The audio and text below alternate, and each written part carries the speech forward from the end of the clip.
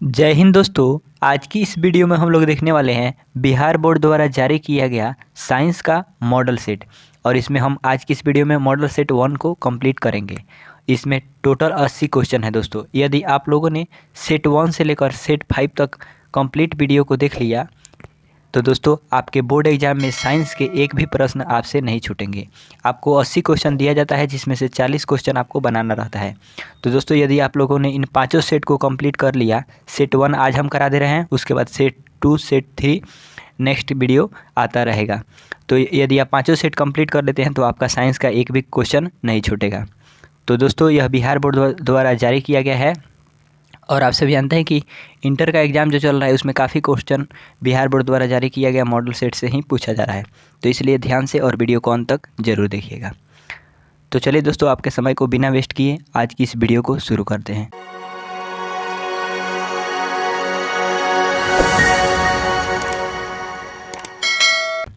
दोस्तों हमारा first question है, किसी प्रकाश स्रोत के सामने एक रुकावट रख देने पर क्या बनता है।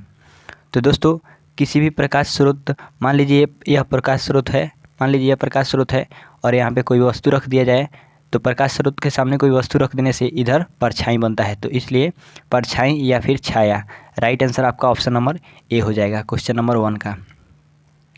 नेक्स्ट दोस्तों क्वेश्चन नंबर 2 है, समतल दर्पण की फोकस दूरी होती है। तो दोस्तों समतल दर्पण जो होता है यह कुछ इस प्रकार का होता है, इसलिए इसकी फोकस दूरी जो होती है यह अनंत होती है। समतल दर्पण की फोकस दूरी अनंत होती है। Right answer option number D हो जाएगा क्वेश्चन नंबर 2 का।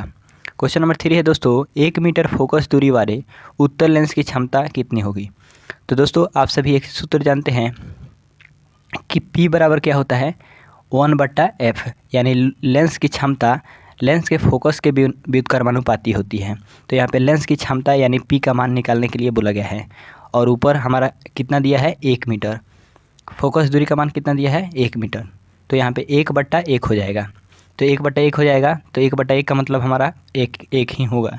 तो इसलिए हमारा 1 डायोप्टर राइट आंसर हो जाएगा। और दोस्तों क्वेश्चन में आपसे ये भी पूछा जा सकता है कि लेंस की क्षमता का एसआई मात्रक क्या होता है। तो दोस्तों लेंस की क्षमता का एसआई मात्रक जो होता है यह आपका डायोप्टर होता है। डायोप्टर लेंस की क्षमता का एसआई मात्रक होता है, जिसे हम लोग डी से सूचित करते हैं। तो आप लोग इसको भी ज़रूर ध्यान में रखिएगा। आइए क्वेश्चन नंबर 4 देखते हैं, निम्नलिखित में से किस लेंस को अपसारी लेंस कहा जाता है। तो दोस्तों अवतल लेंस जो है इसको अपसारी लेंस कहते हैं। आप लोग इसको ध्यान में रखिएगा, अवतल अपसारी। और उत्तल जब भी कहेगा उत्तल लेंस तो इसको हम लोग कहते हैं अभिसारी लेंस। उत्तल लेंस को अभिसारी लेंस और अवतल लेंस को अपसारी लेंस। अगला है दोस्तों, प्रकाश की चाल विभिन्न माध्यमों में होता है। तो विभिन्न माध्यमों में प्रकाश की चाल भिन्न भिन्न होता है। आइए दोस्तों हम लोग नेक्स्ट क्वेश्चन नंबर 6 देखते हैं। दोस्तों हमारा नेक्स्ट क्वेश्चन नंबर 6 है, किसी लेंस द्वारा उत्पन्न आवर्धन का एसआई मात्रक क्या होता है। तो दोस्तों आवर्धन का एसआई मात्रक आपका मीटर होता है। राइट आंसर आपका ऑप्शन नंबर सी हो जाएगा। दोस्तों सॉरी, यहाँ पे गलती है, किसी लेंस द्वारा उत्पन्न आवर्धन का एसआई मात्रक आपका मात्रक विहीन। आवर्धन जो है यह मात्रक विहीन राशि है, इसका कोई एसआई मात्रक नहीं होता है, इसलिए इसका right answer option number D हो जाएगा। आवर्धन मात्रक विहीन राशि है। नेक्स्ट हमारा क्वेश्चन नंबर 7 है, निम्नलिखित में से किसका अपवर्तनांक सबसे अधिक होता है। तो हीरा जो है इसका अपवर्तनांक सबसे अधिक होता है। हीरा का अपवर्तनांक 2.42 होता है, यानी इन सब में हीरा का अपवर्तनांक सबसे ज़्यादा होगा। तो right answer option number B हो जाएगा। अगला क्वेश्चन है, एक अभिसारी लेंस बनाता है। तो अभिसारी लेंस जो है यह आपका कभी आभासी तो कभी वास्तविक प्रतिबिंब बनाता है। तो right answer option number C हो जाएगा। नेक्स्ट क्वेश्चन नंबर 9 है, आकाश का नीला रंग होना किस परिघटना का परिणाम है। तो दोस्तों प्रकाश के प्रकीर्णन के कारण आकाश का नीला रंग होता है।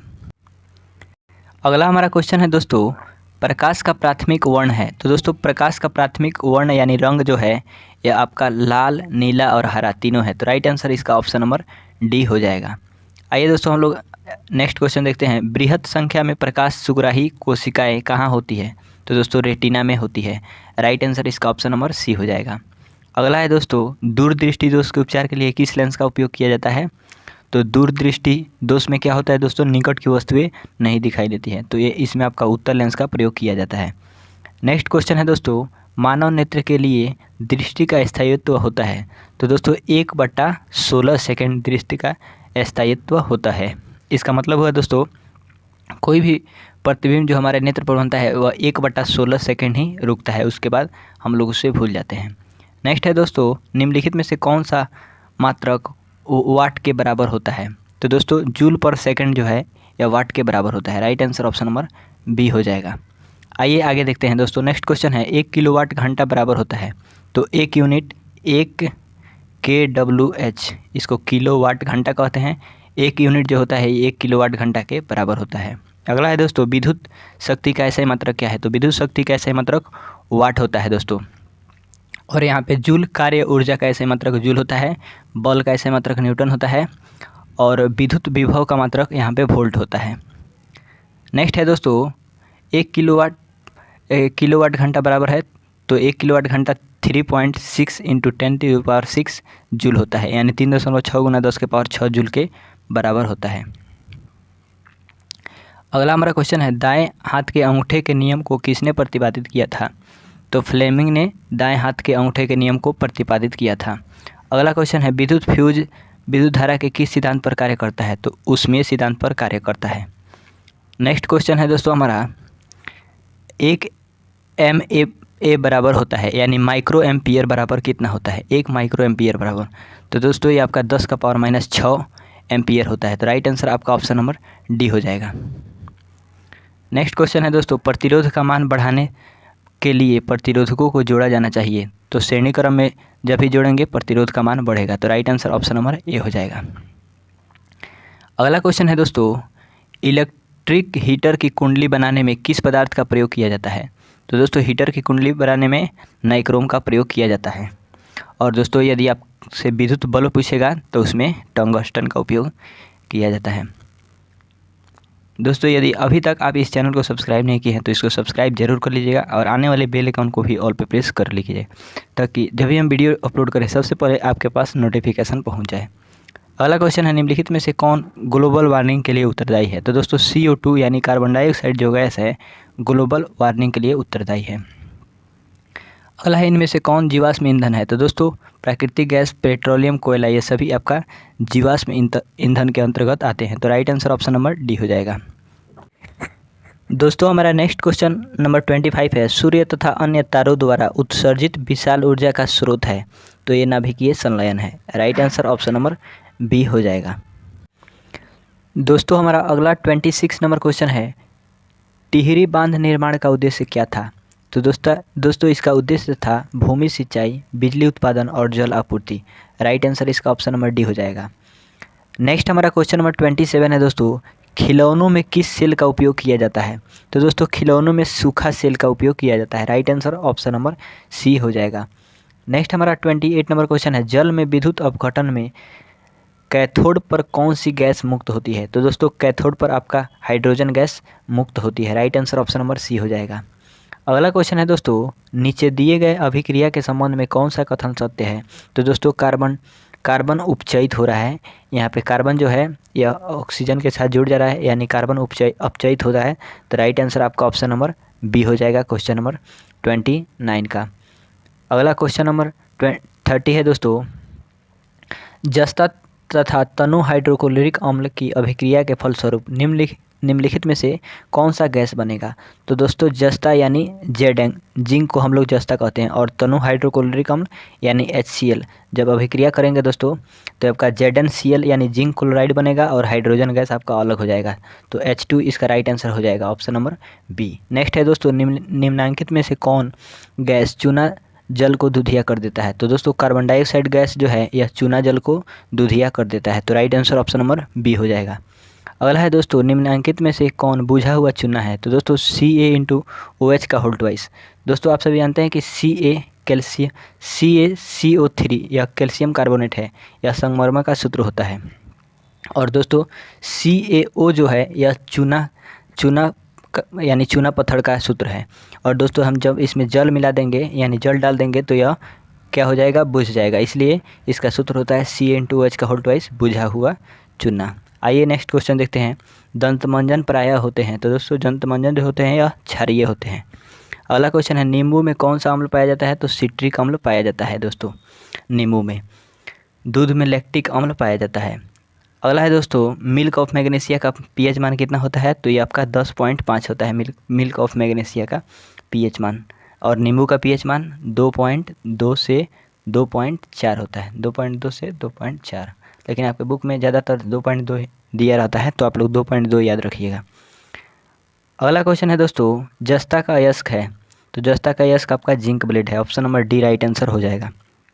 आगे देखते हैं दोस्तों हम लोग, नेक्स्ट हमारा क्वेश्चन नंबर 37 है, धातु जो सिर्फ अम्लराज से खुलता है वह है, तो AU किसका सूत्र है, सोना का।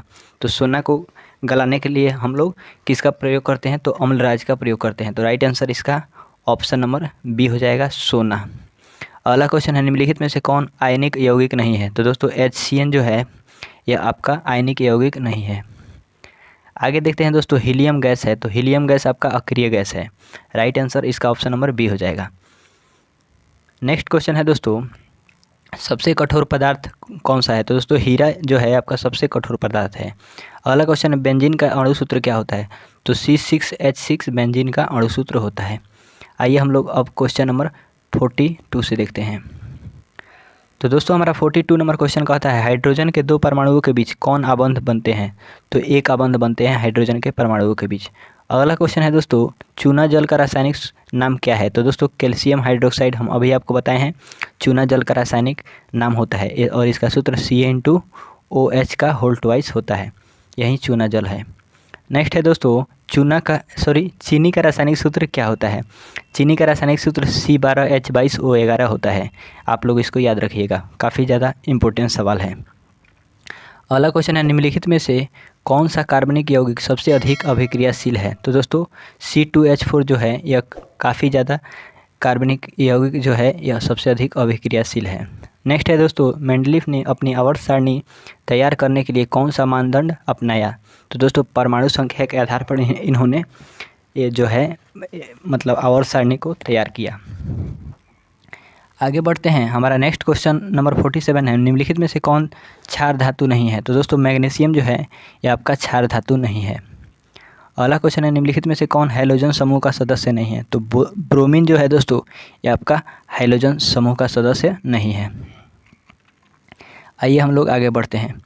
नेक्स्ट क्वेश्चन है जिंक की परमाणु संख्या कितनी होती है, तो 30 होती है Zn जिंक की परमाणु संख्या।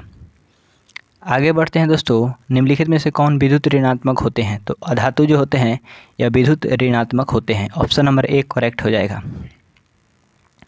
नेक्स्ट 51 नंबर क्वेश्चन है दोस्तों राजस्थान के किस ग्राम में चिपको आंदोलन के क्रम में महिलाओं ने जाने दी थी, तो दोस्तों ये आपका खेजरी, right answer option number B हो जाएगा।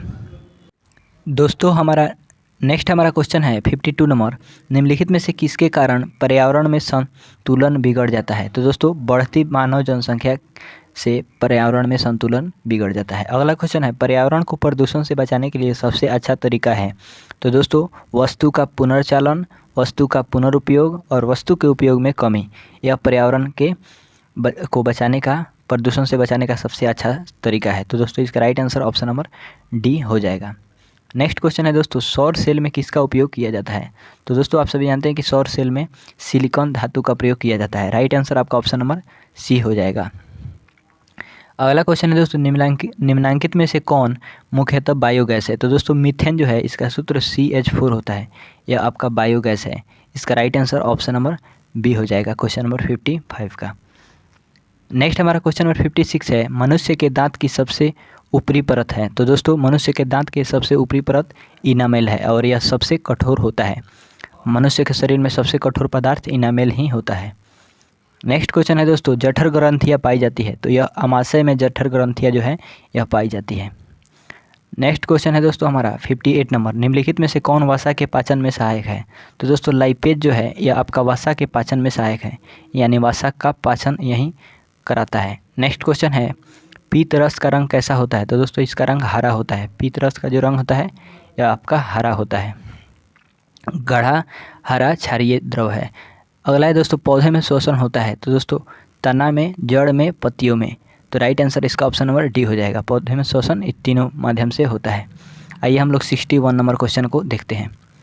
तो दोस्तों हमारा 61 नंबर क्वेश्चन है, 61 नंबर हमारा क्वेश्चन का होता है दोस्तों हरे पौधे रात्रि में किस गैस का निष्कासन करते हैं? तो दोस्तों हरे पौधे जो है यह रात्रि में CO2 गैस का निष्कासन करते हैं। Right answer option number A हो जाएगा। अगला क्वेश्चन है दोस्तों, किण्वन के फलस्वरूप कितने ATP का निर्माण होता है? तो दोस्तों यह आपका 2 ATP का निर्माण होता है किण्वन के फलस्वरूप। अगला क्वेश्चन है, सामान्य डायस्टोलिक रक्तदाब होता है? तो दोस्तों डायस्टोलिक पूछा है तो यह हमारा 80 mmHg हो जाएगा। और ये आपका सिस्थलिक पूछेगा तो ये आपका 120 mmHg हो जाएगा। अगला है, पौधों में वाष्पोत्सर्जन किस अंग में होता है? तो दोस्तों पत्ती में वाष्पोत्सर्जन की क्रिया होती है। Right answer option number B हो जाएगा। और पौधों का रसोई घर भी पत्ती को कहा जाता है। अगला है, अस्थि क्या है? तो दोस्तों अस्थि उत्तक है।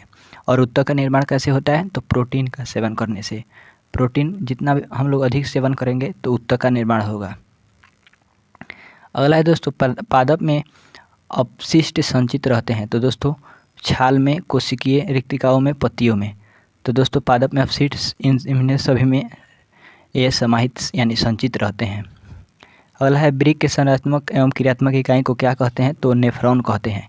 और दोस्तों ये क्वेश्चन हमने कम्युनिटी पोस्ट में भी अपलोड किया है। यदि आप लोग कम्युनिटी पोस्ट का जवाब नहीं देते हैं तो जाकर उसको भी देखिए, उसमें काफ़ी ज़्यादा इंपॉर्टेंट सवाल हम अपलोड करते हैं। अगला है दोस्तों, पौधे के उत्सर्जी पदार्थ हैं? तो दोस्तों टैनिन, रेजिन और गोंद तीनों ये पौधे के उत्सर्जी पदार्थ हैं। Right answer option number D हो जाएगा। दोस्तों अगला हमारा क्वेश्चन नंबर 69 है, स्मरण शक्ति का मुख्य केंद्र है? तो स्मरण शक्ति का मुख्य केंद्र आपका सेरिब्रम हो जाएगा, जो कि मस्तिष्क में होता है। और यह स्मरण शक्ति का मुख्य केंद्र है। तो right answer option number D हो जाएगा। अगला क्वेश्चन है दोस्तों, जड़ का अधोगामी वृद्धि कहलाता है? तो ये आपका गुरुत्वानुवर्तन कहलाता है, जड़ का अधोगामी वृद्धि। अगला क्वेश्चन है, एस्ट्रोजन स्रावित होता है? तो दोस्तों यह अंडाशय से स्रावित होता है और यह स्त्री में पाया जाता है एस्ट्रोजन। और टेस्टोस्टेरोन जो है यह आपका पुरुष में पाया जाता है। अगला क्वेश्चन है, स्वपरागकण निम्न में से किन पौधों में होता है? तो दोस्तों उभयलिंगी जो पौधे होते हैं इनमें स्वपरागकण होता है। तो right answer option number B हो जाएगा क्वेश्चन नंबर 72 का। 73 नंबर क्वेश्चन है, गर्भाशय के किस भाग में भ्रूण विकसित होता है? तो दोस्तों एंड्रोमेट्रियम जो है इसमें आपका भ्रूण विकसित होता है। गर्भाशय का ऐसा भाग है जिसमें भ्रूण विकसित होता है। अगला क्वेश्चन है दोस्तों, निम्नलिखित में से कौन सा भाग केवल पुरुष जननांग में पाया जाता है? तो दोस्तों पुरुष जननांग में जो पाया जाता है यह आपका शुक्रवाहिका। ऑप्शन नंबर सी इसका बिल्कुल राइट आंसर हो जाएगा। शुक्रवाहिका जो है यह पुरुष जननांग में पाया जाता है। और दोस्तों इस क्वेश्चन में थोड़ा सा हमको डाउट लग रहा है शुक्रवाहिका। आप लोग एक बार इसका मिलान जरूर करके कमेंट जरूर कीजिएगा क्या होगा। मेरे अनुसार तो सी होना चाहिए। अगला क्वेश्चन है दोस्तों, आनुवांशिकता का पिता किसे कहा जाता है? तो दोस्तों ग्रेगर जॉन मेंडल को आनुवांशिकता का पिता कहा जाता है। और इन्होंने सर्वप्रथम मटर के पौधे पर अपना परीक्षण किया था। तो आप सभी इसको देख सकते हैं। अगला क्वेश्चन है दोस्तों, मेंडल किस देश में ईसाइयों के एक मठ के पादरी थे? तो दोस्तों ऑस्ट्रिया देश में। अगला क्वेश्चन है, इनमें से कौन वर्गीकी के सबसे ऊपरी पायदान पर अवस्थित है? तो दोस्तों जगत जो है वर्गीकी के सबसे ऊपरी पायदान पर स्थित है। नेक्स्ट क्वेश्चन है दोस्तों, सूक्ष्म उपभोक्ता का उदाहरण है? तो दोस्तों जीवाणु, कवक ये दोनों जो है यह सूक्ष्म उपभोक्ता का उदाहरण है। तो right answer option number D हो जाएगा, ए और बी दोनों। नेक्स्ट क्वेश्चन है दोस्तों, मांसाहारी जीवों को क्या कहा जाता है? तो दोस्तों द्वितीयक उपभोक्ता मांसाहारी जीवों को कहा जाता है। और छोटे मांसाहारी जीव जो है इन्हीं को द्वितीयक उपभोक्ता कहा जाता है। बड़े मांसाहारी को तृतीयक उपभोक्ता और शाकाहारी को कहा जाता है प्राथमिक उपभोक्ता। तो आप सभी इनको ध्यान में रखिएगा। नेक्स्ट क्वेश्चन है दोस्तों, खाद्य श्रृंखला के प्रत्येक पोषी स्तर पर कुल ऊर्जा का कितना प्रतिशत अगले पोषी स्तर को स्थानांतरित होता है? तो दोस्तों यह 10% स्थानांतरित होता है। तो 10% इसका राइट आंसर हो जाएगा, यानी ऑप्शन नंबर ए। तो दोस्तों इस प्रकार हमने आज क्लास 10th के बोर्ड एग्ज़ाम के लिए मॉडल सेट 1 को देखा, जो कि बिहार बोर्ड द्वारा जारी किया गया था और यह साइंस का था। तो दोस्तों यह पार्ट आपको कैसा लगा कमेंट करके ज़रूर बताइएगा। और नेक्स्ट पार्ट का वीडियो हम कब अपलोड करें कमेंट करके ज़रूर बताइएगा। और इसी प्रकार की वीडियो के लिए आप इस चैनल को सब्सक्राइब जरूर कीजिएगा। और वीडियो अच्छी लगे तो अपने दोस्तों में भी शेयर जरूर कीजिएगा। चलिए दोस्तों, हम मिलते हैं इसी प्रकार की नेक्स्ट वीडियो में आपके साथ। वीडियो देखने के लिए आपका बहुत बहुत धन्यवाद।